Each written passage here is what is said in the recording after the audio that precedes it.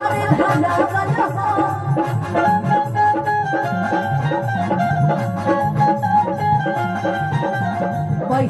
रही दीवाना पागल तोहरे बनावला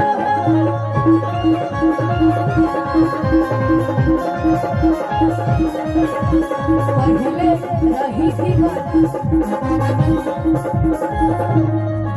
हो तूनो मेरा तोहरे फेरा तूनो मेरा तोहरे फेरा दिल हमारे बेकरार हो।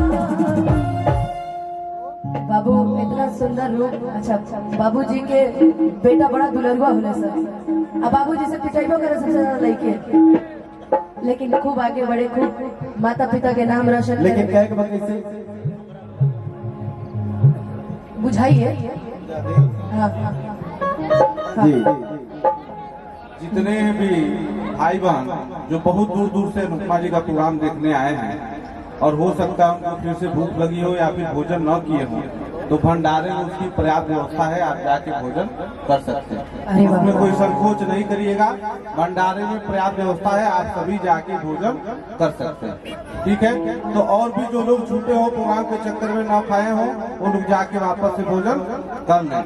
और सब लोग इतना स्नेह दे रहे हैं और अपने लोग हैं, सभी अपने लोग हैं, कोई किसी की बात बुरा न मानते हुए आराम से आप सभी शांति बना के